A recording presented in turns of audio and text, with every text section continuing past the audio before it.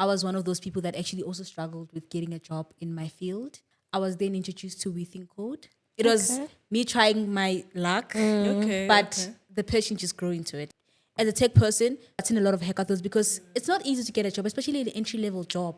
Go through a bootcamp. If you can, still go through like some sort of a qualification. Like go through a bootcamp, get a job, get into varsity or whatever space that you can get into study.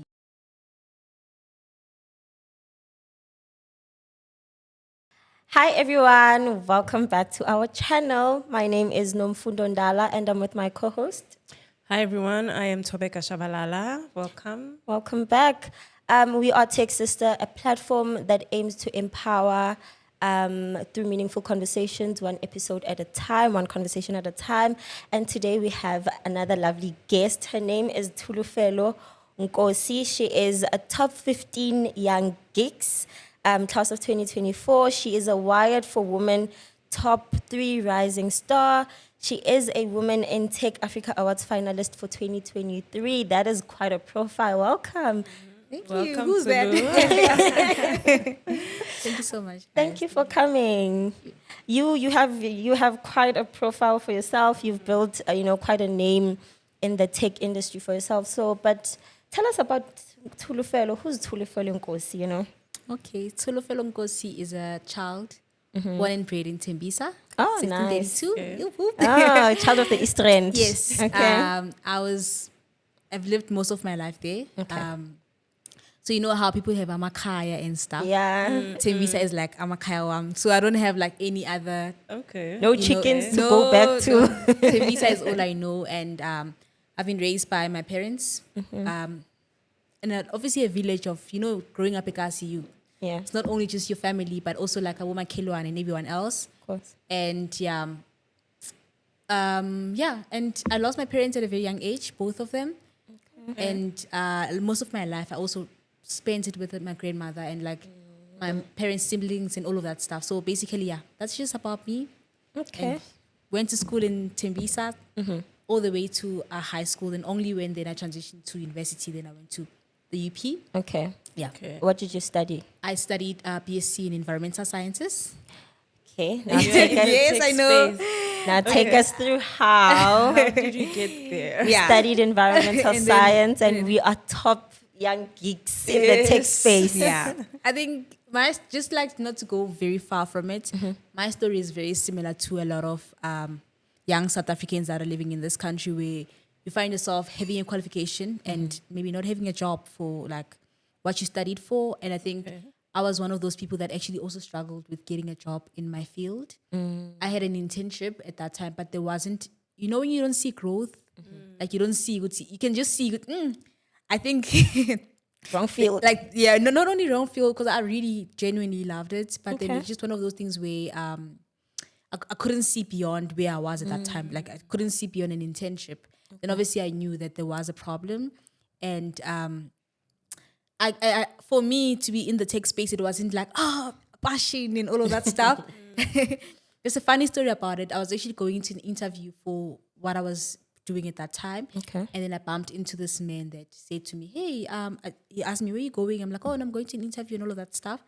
And then obviously, and I met him after the interview. He's like, how did it go? But obviously at that company, I hadn't really liked them and stuff like that. He was like, no, actually there is like an IT school just down the road. Just go check them out. Like they pay for you.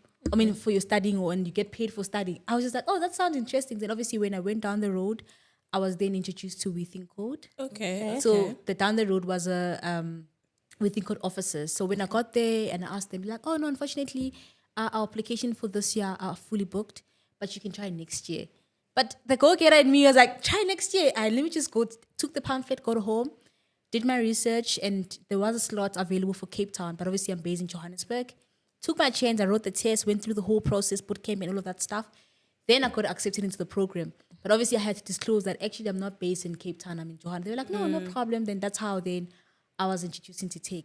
It was me trying my luck, but the passion just grew into it. Like everything else that happened within the space was just one of those things where right time, right place, and right everything. And then sometimes you've got, I think they always say that you've got many talents that you don't know that you do until you get into that space and then you realize, like, actually, this thing was, and then I've always done maths and computer in high school, but I never thought I'd progress further. But then sometimes this goes back to like how they say that everything that you do in life is a step ahead to propel you in somewhere. I did kids, I did all of that IT stuff, but I never really thought I'd take any career in that. But when I was then introduced to technology, then I realized that I'm familiar with this thing more, so that's where it started. And then everything else that happened is through the program that called Within Code. Oh, that's lovely. Yeah. You were I mean, it's too fast. I mean, I'm trying to summarize everything, but obviously it's not didn't happen as quick as that. It wasn't linear. Yeah, it was like a very not a challenging journey as well. I mean, it's interesting. You're going for an interview for your something else, and then you end up somewhere else. Yeah. And taking the chance. I mean, sometimes a lot of people would have been like, it's closed. I'll see next year. Yeah. So had you had given up, then, who knows? You would be here. All right, so we do want to talk about hackathons and obviously the awards, the many awards that we've mentioned. So diving straight into hackathons. I believe you've won some. Yeah. And what do you think is the importance of hackathons in the space that we're in? I think hackathons are incredible. Basically, for me, working feels like I'm doing a hackathon. Okay. Because obviously, now that I'm in corporate, you get a feature. They're like, okay, we want to implement 1, 2, and 3 in an app. You guys have to go figure out from all the way from business, we do get the requirements. You do your stories, the testers write the test cases, you develop and you have a feature. So for me, that's a hackathon. You go to a hackathon where they're like, okay, we are working on maybe building sustainability. Please build us a project where you are addressing these issues. You only have like 48 hours or like a weekend, but it's just like the same idea, but then obviously with a short limited of time.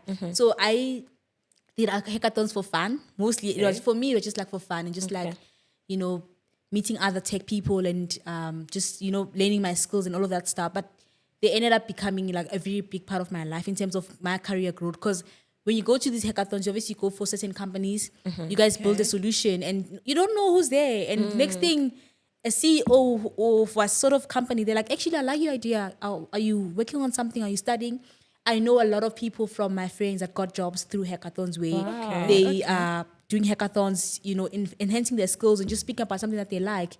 Someone there in the audience is like looking at them like, okay, actually, send me your CV. And I think this is why it's important for us to actually, as a tech person, to attend a lot of hackathons because it's not easy to get a job, especially an entry-level job, like you as a graduate. And oftentimes where you showcase your skills is through hackathons where they can see that you can build something. Not only that, but you can also speak on it. So I highly recommend them. It's giving a job. For me, when I was studying corporate, because I've had all these ideas about corporate and stuff. But for me, it felt like I was attending a hackathon every day. And I enjoy hackathons. So that's why I probably enjoy work. Because I'm just like, okay, what are we doing next? What project, what sprint do we have? And then you just go through an iteration, you build something, and then that's it. So I highly recommend them. And do you have any memorable things that did happen? So you mentioned people get jobs. Yeah. Was it one of them or did you meet someone? I don't know. What memorable thing happened? The most for memorable you? thing for me, obviously the food. I know, guys. I mean, as a student, you can imagine going to a hackathon, you get snacks.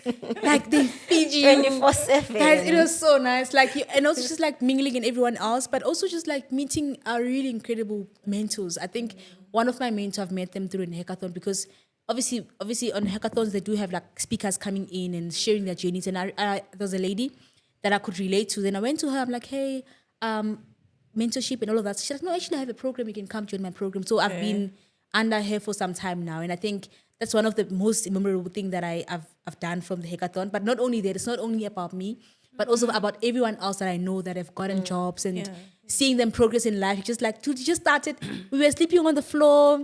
You know, hackathons, you don't even sleep. Yes. Sleeping on chairs. Today I'm seeing them buying cars and like, so it's really nice to just see people transitioning from that to wherever they are now just because of they write code. I think I've always like said this as well. Yeah. I wish when I was still in varsity, I attended hackathons. Yeah, and even it's because I always felt intimidated. Like, people like you attend hackathon just like, oh, she's so smart. She's so smart. She knows what to say. She's going to be like coding an application in 24 hours. How do you even do that? Yeah. So I've always felt intimidated. But like you said, you're not really going there to like, yeah, I need to win this. Yeah, You're yeah. going there to enhance your skills Yeah. for the fun of it. And I think I started going to hackathons for free food, and I was just like, I'm Yeah. signing up. Yeah, There's gonna yeah, be you know. food. Yes. I'm there. Count me in. Yeah. But it's actually, you learn a lot, Yeah. and like you say, you get jobs. Yeah. People. But also, it's touching on a very important point of speaking on. You went to varsity, right? Yeah. Okay, I went through like an academy, so it's quite a different route between like studying. Like, Okay. as someone who's been in university before, I know the structure where there's a whole plan where you Yeah. have to go to lectures, but obviously through like programs like we think called Umuzi and all of that stuff, we do a lot of coding more than like anything else. Yeah, yeah, So yeah. we are more of here's a project build, you know. Okay. Where else in university would be like doing like your maths and other stuff. Then you have a Okay. project coding as a project, but we spend 8 hours every single day writing code. So that's why hackathons were like easier. our thing, because that's where we were able to showcase our skills. You know, so that I think that's why, and also looking at what's happening in the country, if you are someone who wants to get into tech, you can't afford varsity, or you know, you don't have the means, you can also look into getting to tech through other programs that can actually help you get through there. So speaking of that, Yeah. I wanna we've spoken about like We Think Code. We've had a guest. If you have not checked and you want to know more about how to get into We Think Code, Nobantu Yeah. went through like in detail on like how she got into it. So, but I want to find out, because you also speak about Umuzi and all of those things. Yeah. Those I'm gonna say it's boot camps, so like training centers, right? Yeah. Do you think that because you guys code more and you guys focus like more on the solution, Yeah. and when you go to varsity, there's like also theoretical that you do. Do you? Because sometimes like I wonder if maybe someone is sitting at home and they're doubting, should I go through like traditional route or should I go through a boot camp? Because there's advantages for both. Both, yeah. Like the advantage for this one is that one, you will get placed in a like sometimes they place you in organizations, organization, right? But then now the other one, it's the qualification that comes with it. Yeah. So what would you, how do I put this? Like, do you think that boot camps are more an advantage now compared to getting an actual qualification? Because you have a qualification, right? You Yeah. studied As much as it's not tech. Exactly. Guys, let's be honest. Education is important. Like, I think Okay. as much as bootcamp can accelerate your journey for you to get into the space, but I'd still say that go through a bootcamp if you can. Still go through like some sort of a qualification. Like go through a bootcamp, get a job, get into varsity or whatever space that you can get into study. Because I feel like in other countries, they are more flexible like that, where they don't mind. You can just like someone who's taught themselves how to write code. They're working for Microsoft or whatever. But in South Africa, we still believe in the qualification and being qualified for something. So I'd advise that if you can, go through the bootcamp route or like academy route, but still get your qualification, right?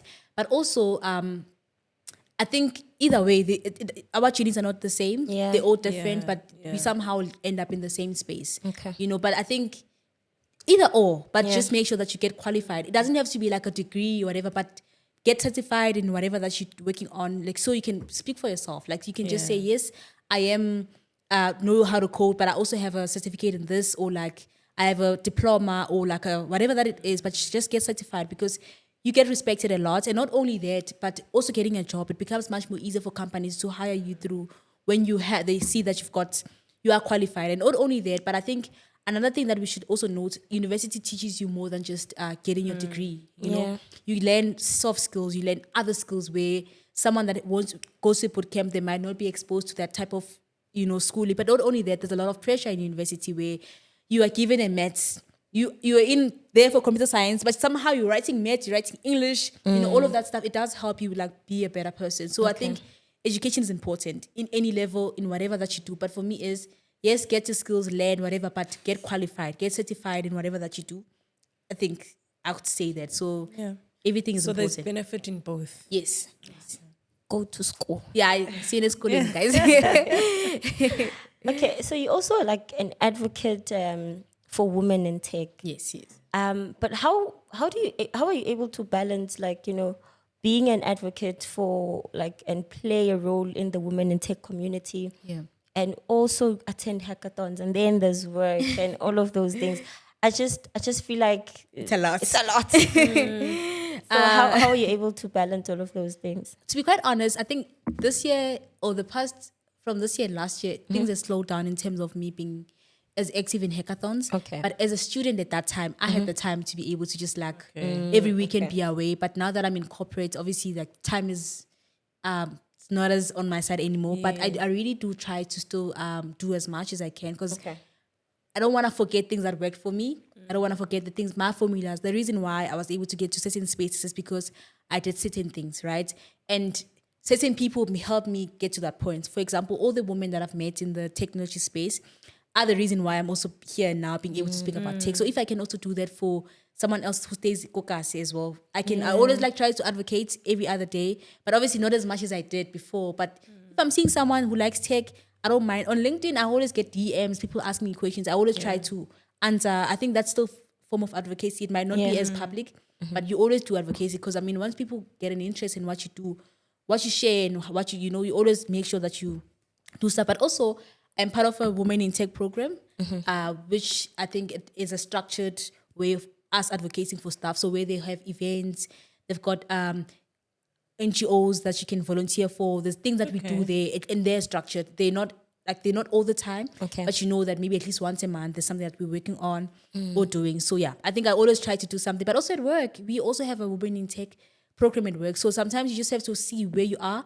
and then find things that work for you. So at work it was like, okay, I'm killing two birds with one stone. I'm working, but at the same time, if there's like a Women in Tech day or Women in Tech talk, whatever, I'm part of that. You know. So, but obviously it's not the same. It's not the same as. It was nice. We would attend hackathons back to back. When we were at Within Code, every weekend I'd not be home because, I mean, I had the time to do that. Although I didn't have to worry about a lot of things. But now I can't do that anymore.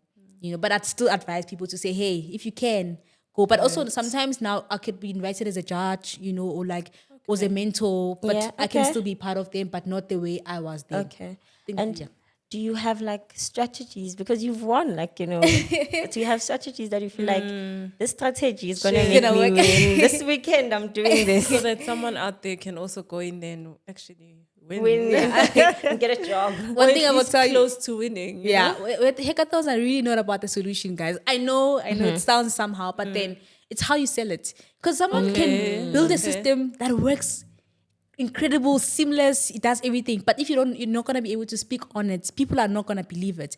I know a guy who once won a hackathon by just using PowerPoint slides. They went in there with their we know those problem statement, sat down and they spoke and they sold to the judges. So sometimes winning a hackathon is just more than you coding. But I think obviously it's usually teams. So know the person who's strong at what. If there's someone who's strong at speaking, don't even try to give them that. Those who are strong at coding, give them the code so you guys can balance out the team. And also just like doing them a lot. For me, obviously, we've lost a lot of them, but only towards the end where we started to, because we knew, this is what you look at, this is what you do, you know. So you get better. The more you do them, the more you, that's how you actually start winning. Yeah, it's the selling point. Yeah, we do know. Yeah. We've once attended we've attended hackathons. Yeah. The solution didn't work. But you guys placed. No, not us. Yeah. Another team. Yeah. But they sold it. That's what I'm saying. they had a PowerPoint as well.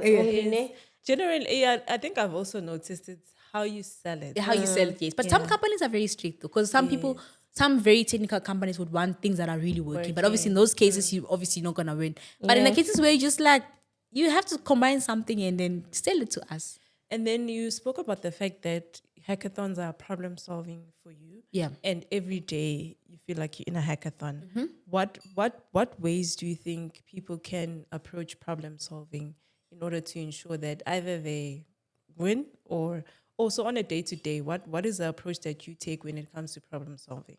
I think understanding the problem. All right. You know, you really need to understand what is the problem, so you can get the requirements. I think another field that I didn't know about, because obviously when we went to Within Code, we only knew how to program. But obviously now that I'm in corporate, I got to interact with different types of techs, like people in Scrum and people in business analysis and all of that stuff. And getting to work with everyone, you realize how important it is for everybody in the team, like from the UI designs and all of that stuff. So I obviously work closely with the business analysts in the team. And I got to understand that why they emphasize requirements. Like you need to know what you're doing. So for me, it would be understand the problem. what is the problem? What are you solving for? Because if you don't understand the problem, obviously you're not gonna get the solution. So for me, sit down and be like, okay, I'm given this thing. How do I solve it? And then take it from there. Okay. Yeah. And I guess asking as many questions. Yeah, obviously that's you getting requirements. Like ask, just be like, okay, am I sure? And also after you've built the solution, be like, okay, is this still the thing? Like for on hackathons, obviously we still had mentors moving around. So you can still ask a mentor, it's okay, we are thinking of this solution like this. Does it make sense? You can always like consult within the teams and stuff. So even at work, it's exactly the same thing. When you're working on something and you are given a user story and you feel like, man, I'm not so clear, still go back to your business analyst or whoever, system analyst. So like, okay, I can see the story, but then what does it mean? How does, so you can always get clarity compared to just you working on a solution up to the end, and only to realize that, I missed the point, So for me, understand the problem, ask questions, and research as much as you can. Okay. The building becomes much more easier. Nice. Yeah. Now, I want to go to, the heavyweight awards you carry. Now, tell us about that. So you've won quite a number of awards. And you've been nominated quite a few times for like a few categories, and this includes Wired4Women, Women in Tech. Yeah. So just take us through those and the impact that they've had in your role or in your career in the tech space. All right. I think I'm gonna go back to me saying that every single thing in life that you do is a step towards something. And sometimes you might think, I just like this thing, but I was always been someone who volunteers for stuff. Like I've always been a child that somehow is at church or like at an NGO picking up papers. So I've always done a lot of volunteering work and like giving back in any form, right? So we had an organization called PPYDO where we were like this group of young girls just like coming together, raising funds for different causes. Could be education, drug abuse and all of that stuff. So I've been doing a lot of work in the ground where we were just helping our communities and stuff. So when I was then able to package it nicely, that's why getting a mentor I think is important.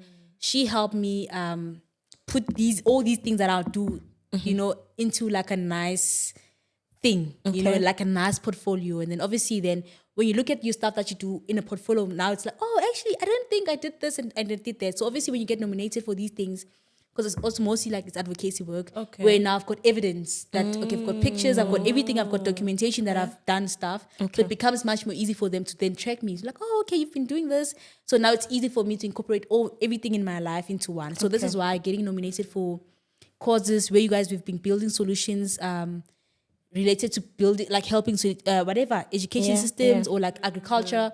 I was just doing things just because, we were working on something, but then now using technology most of the time, like, or a hackathon where we came with a solution that a company would like to use, like these type of things. So that's obviously now it's like, okay, you doing the impact in the tech, getting nominated for an award, winning an award. It's obviously like all of that stuff that comes into that. And then in terms of the impact it has, even not winning per se the award, but just being nominated in those spaces, you get to go into the spaces with like your CEOs and all these incredible women and or any other person. And obviously, the more people see you in these spaces, they obviously start, looking at you like, you're this person, Now, a whole Lillian Barnard from Microsoft's president knows your name. Like, these things really do help you.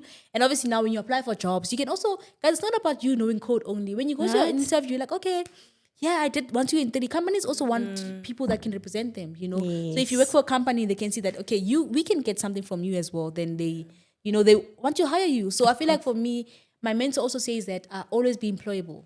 Okay. Being employable is through your conduct of life. Yes, you can get qualifications, certified, but also just like have the skills that of someone who can be employable, like learn how to speak, learn how to do all these things, interact with people, network with other people as well. So I think these awards do help, whether you win or not, but then they actually do help you somehow in life. Because obviously at that time you lose and you don't get an award, you get sad and stuff, but actually when you look at it in a bigger picture, you realize that this is just bigger than you getting a paper or whatever that it is, but more of your career and building a profile for yourself. I think DJ Zintle once said, the youth of South Africa is unemployable. So that statement saying that be employable is quite important. Any form. So I think I would be starstruck, like being in a room full of female CEOs, I'd be Of like, course. Yeah, and then you'd be like, hey. pinch me. You know, it's really nice. I mean, it also does something to you that you don't have to do. I mean, that's why I also advise people to also still go to like tech events and stuff. Yes. If you can, get that ticket, you know. Just being there, guys, it just does something to you. When you go back home, you're like, hey. Right? And you see these people, it's, when they introduce the speakers, you're like, hey, you can see she's black like you. She's relatable. She comes from the same hood. And you're like, oh, it's also, I think for me, I was able to then see myself through a lot of them. That's why I was like, okay, I could also do something, you know. So I think I'd really advise people to network, go to these events. Like, I know it's a lot sometimes, but try to. Because it feels like, no, man, it's possible. Yeah. Like, it's possible. You look at another black female and they hold such a position. Because I always say this, and I tell men a lot this. Just like every time I see a black woman hold a position, and I look at like the people that she's in that position with, and it's a lot of men.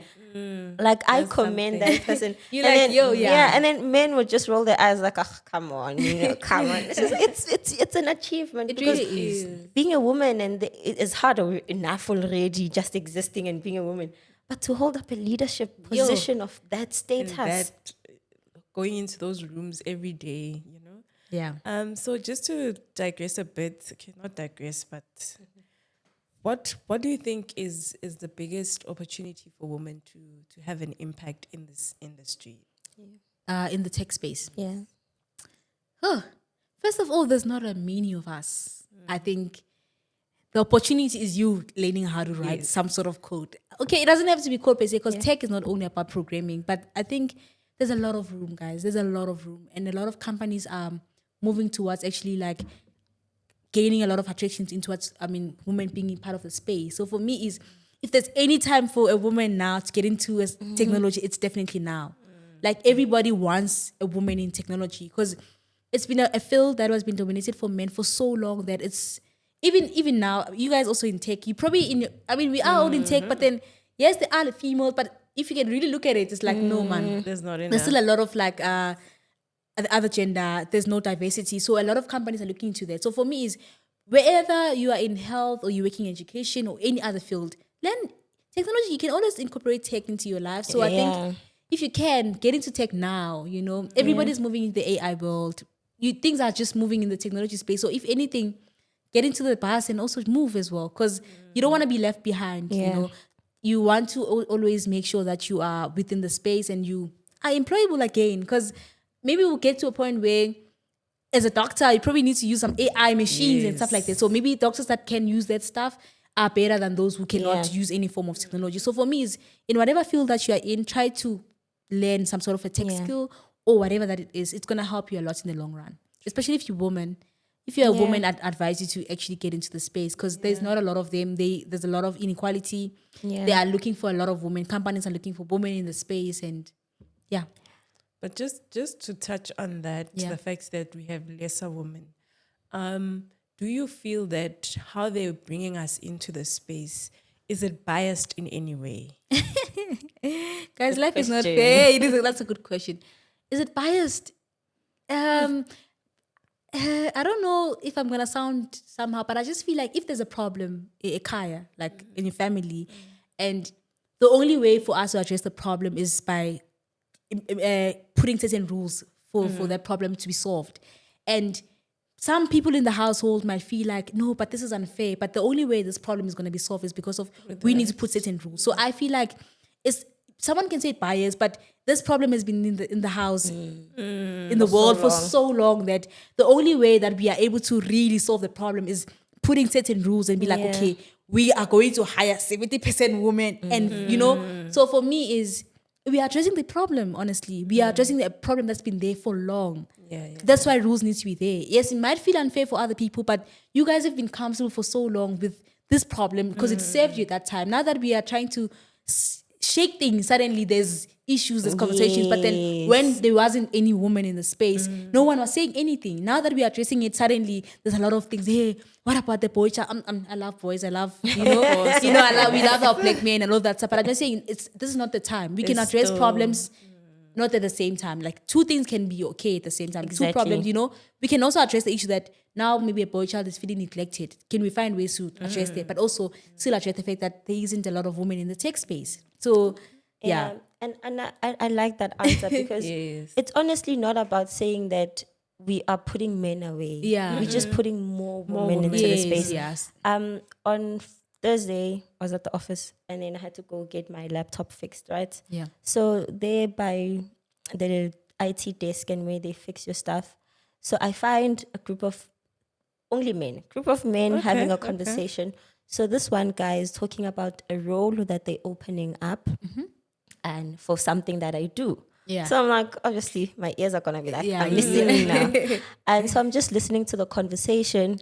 And so he sees me listening and then he starts like, I guess, speaking in a term where I can also like be part of the conversation. Part of the conversation. Okay. And then this one guy's like, no, you don't have to apply. I'm like, wait, what? Why? I don't know, you don't have to apply. I'm like, why? And then the HR guy who was talking about the role says, actually, the fact that if she applies, she'll probably get the job because she's a black woman. And I'm like, okay, that's nice. But also, I feel like I also don't like it when they say it. Like, women are skilled. Like, as much as it's not like they just hire you because you're a black woman. Guys, people have the stuff, Obviously, that works for your advantage. But at the same time, I know how to write code. Exactly. I've got the skills. I've went through schooling. I've got a qualification. So don't say, I'm hired because I'm a woman. I am hired because I am capable. Know my work. Because now people make it seem as like they're doing us a favor. No, if you look at all these people like your Lillian and the president of Microsoft and all of the other people, look at their profiles. You understand who's actually you deserve to be here. Exactly. So, these people have MBAs. These people have PhDs. They are doctors. They've done things. So yes, I think the fact that they are black women is the fact that we're looking at. Wow, it's so achievable. Someone coming from maybe like nothing or nowhere from the township and they're able to do this despite their color, despite their gender. But then we can do the skill. Definitely. And I think I've always been offended by people saying, I think they just hired you. They call it a quota. Oh, yes, and I think in our very first and all those things. In our very first episode, I mentioned, I'm going to go back and watch your first episode. In our very, very first episode, I said that this guy said, people hire women because, actually, I'm going to say the guy's name, Penwell, that guy. He said that people hire women because they are cheaper. Yes, you said that. Remember, because women, like, we are cheaper to hire because men would probably negotiate for more money if they had to hire him, of which honestly they do. They do. Yeah. And you would, as a woman, they know you would accept that 15,000. Yeah. And a guy would be like, no, give me that. Give me more. That is why programs like Women in Tech and all these other programs that are there, one of the things that I've been taught now is to actually know your worth and negotiate your worth. Like, be also comfortable in knowing, like, this is not what I deserve. I need more. Yes. And I think that's why we've got these programs that actually teach us for those things. Like, no, it's okay for you to say, no, I'm not comfortable with this. Whatever that you're offering me is not going to be able to help me in my lifestyle. And also what I bring to the company is more than just what you... So we need to get to those places where we are able to speak on those things, where we are like, no, but and I think I deserve more. Over and above that, be okay to let go of those opportunities if they're not willing to give you, because clearly they don't see value on you. So because sometimes we just say yes because it's like I want the job, or I want this to be in this company, but honestly it's the negotiation skills, but also let it go if it's not within the range that you asked for. Definitely. But also where that's in your the career. hardest part. Yeah, but I think also know where you are in your career. Yes, like in entry level, guys, I think money should not even be part of the conversation. Yes, if you're in a graduate and all of that stuff, like get the skills. One thing about the skills, they'll speak for you. When you feel like, okay, I'm fine now, then you can obviously like start speaking. But then if you're starting a new job, you can take in, learn as much as you can. But know that this is not where I'm staying and this is not where I'll be for the rest of my life, and get the stuff that are going to help you. So when you negotiate next time, they know that you actually do mean business. Yes. Baby steps. Yeah. Yeah, so you can't just start and Yeah, be like, I hey, know I want 1 million. I want to go buy a GTI. Relax. Yeah. Okay, so how can women get involved in programs like Women in Tech? How can they also be part of the community to support for advocacy and everything like that? Yeah. So Women in Tech is a Women in Tech hub, Okay. a WIT hub. So when Yeah. you go into the site, you can sign up. There's everything about events, Okay. networking, mentoring opportunities, and it's a global platform. Okay. So you don't have to just be in South Africa, but you can just like be in South Africa, get a mentor that's in wherever. So I Okay. think for me, that's the first step. Sign up for these things. Like this, they are there for us to use and utilize, and they're free of charge. We use social media for the right stuff. Like sign Yeah. up for these things and get involved in any of it. There's a lot of them, guys. There's a Gale Code. There's a whole lot of things that are happening. Go to tech events, network with other people, ask Yeah. questions. Obviously, you'll be fine. Honestly, like that's how you start. You ask around. If you see someone on LinkedIn who's part of a program that you want to be, ask them. Who's, hey, how can I help? How can I volunteer? Someone just that. Always someone is willing to help. You just have to ask. Ask the right people, ask the right questions, and you'll be fine. Yeah. Yeah. We attended a Women in Tech event last year. Yeah. And we got one of our guests from there. And we were also able to do a giveaway for the Awards. the awards that were happening in yeah, Cape yeah. Town last year. So I think you guys are doing a great job. And I wish that more people can be get involved, yes. can get involved because it's amazing work that's being done. Definitely. And then I think we've spoken a little bit about people starting out in the tech space when it comes to finances. But over and above that, what advice do you have for someone starting out in tech? What should they look out for? Especially, the space can be intimidating. As we've mentioned, there's a lot of men. and sometimes you can feel like, you know what, I don't belong. Yeah. So what advice would you have for someone starting out, and what should they look out for? How should they get to a space where they feel like, you know what, I got this opportunity and it actually is my opportunity and I belong here? Yeah, I think I also struggled with that. Like the first 3 months of my job, I think I was just intimidated by tall buildings, people in suits and tie. I'm just like, am I really supposed to And be the here? jargon, The jargon. Everybody's just like, and when you're just a smaller Yana child that's coming from varsity or whatever that where you're coming from, all just write programs and that's it. But I think there's always someone that you can identify in the team and you can see, okay, this one I can learn from. So obviously I got that person and I lean on them. I told them like, okay, I'm uncomfortable and I just need help. Like, please take me through how can I do better? How can I perform? All of that stuff. So I think being able to get that person in the team, speak to your hiring manager, whoever that hired you, like, okay, can I get assigned to a mentor? Just who they can take me through like the program or the company for like a specific time and so I can learn more. Obviously, I think it's also like that. When you move to another company, even though you've got the skills, you have the experience, but every environment is new. So getting someone who has been in that space for some time, who can guide you, can help you a lot. So for me, an advice would be for you to be comfortable in that space. Speak to whoever that hired you. Be like, okay, can I be assigned to like a buddy or like a mentor just so they can take me through the company's culture and all of that stuff? Then you should be fine. And obviously, like, network with other people. Ask, guys. People are always willing to help. That's the most surprising thing. Only if you ask, Obviously, if you're going to sit here, you're not going to say anything, no one will know. But if you can be like, hey, I'm struggling with this, please assist. Someone is going to help you. So for me, ask for help as much as as early as possible. Because you don't want to be 7 months into the company and then now they're doing a performance review, but they're like, oh, we don't know you and stuff. Because you're like, oh, no, I had a problem, but you could have addressed it like in Jan. Now it's like September, and they really can't do much anymore with you being hired. So also, if you're in a graduate program, usually you want to be hired. Like, you want to impress that time. So the best way to do is to just ask for help. And also work, guys. Like, you can always ask for help, get the help, but you need to show up. Like, you really need to work as hard. Like, we worked. Like, before being permanent, I really made sure that, because I knew that, okay, every single day I had this, I'm still not permanent. I want to be permanent. So I always make sure that I put in the work and deliver, be a reliable person. More than, guys, being reliable is the best thing. If your manager can be comfortable in knowing that, okay, Tulu, I'm going to give you this tomorrow, I know you'll be fine. And be that, and you obviously build a good relationship. They'll know, it's okay, I can trust you with bigger things now, because obviously you do show up. So for me, be reliable, ask questions, and work hard. Like, guys, hard work. I know they say, hey, hard work doesn't pay, whatever. It does. Actually does. It does. I think it's just we need to learn how to balance hard work and speaking. For your Because, work. you know, there's some people like... Take credit, yes. Like who take credit for your work because you can't speak. But Rory Sang mentioned that she would speak, you know. Also go watch that episode. But anyways,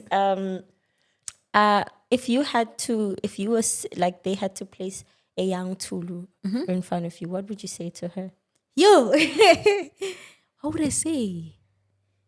13-year-old you. First of all, believe in your name. My name means Tsholofelo, my name means hope. Okay. And I think if there's a parent watching there, guys, you need to be careful when you name your child because they really, I think, I'd like to say that I'm incredibly proud of you. There were times where I couldn't see it, you know, like being raised, rather losing parents at a young age, it does make your life a little harder. You know, things are not as easy, but I feel like where I am now, I just say I'm very proud of you. You worked really hard and you continue to work as hard. And I always told my friends this, that I've always been scared of dying. Like I've always been scared of dying with my potential. Like I've always been like, you know, when you feel like I have so much. And for the first time, well, technology has allowed me to not be scared of death. And which means that I think I'm at a point where I'm so content in my life and in my purpose that if God remembers me today, I'm not gonna feel like I'm leaving anything behind because I think I've done so. Like obviously there's obviously a lot still coming, but I feel like from where I am now, I've done enough for me to be happy with if God remembers me. Oh no, God, please not yet. But I'm just saying, like that's where how content I am. So that's why I'm like, if there's anyone, would be find that thing for yourself. Like find it in you. Like it obviously, guys, it's nice to get money and all that stuff, but then being able to wake up in the morning and be happy with what you're doing really for me is everything. And I think I just say to my 13-year-old self, kudos. We are proud of you. We are very proud of you. Just on that point, I think it's Les Brown who says that the graveyard is full of so much potential. Yeah. Because people just die with everything. The passions that they had and they weren't comfortable enough to actually go out there and get them. So every day get those things done. Get it done. Like also to do things that you love. They really love you back. Like the things that you love, they love you back. Like just whether it's running, whatever, just do things that you love that make you feel alive. And always, you know, life is already hard. And enjoy your job, guys. I feel like you enjoy your job. Guys, like I think sometimes it doesn't feel like I'm working. I know those. I mean, it sounds cliche. We're like, it's wake up. You know those motivational speakers. When you wake up, doesn't have to. I really do feel like it does feel like that to me. You know, like I'm happy. I don't know what's like anything else out there, but obviously there's probably growth and I'm seeing other spaces in tech that I don't have to write code all the time. I can look into other stuff, you know. But I just feel like being able to wake up and do what you love, it's the most incredible thing that you can do. Nice. Definitely. Yeah. Nice. Thank you so much for coming. This was a wonderful conversation. It was so quick. Right? Yeah. Time goes by fast when you're having fun. I love women in tech. I love Black women. I love women who love women. I love women advocacy. Am I a feminist? Yes, you are. No, okay. Anyways, but thank you so much for tuning in and thank you so much for coming. This has been wonderful. Thank you. It was, Anything else from you? Oh, good, man. All right. Thank you. Don't forget to like, subscribe, share with your friends. This has been a wonderful conversation and we hope to see you again next time. Don't forget to follow us on all our socials and follow Tsholofelo Nkosi on all her social media. It will be linked in the screen below. Until next time. Bye. Bye.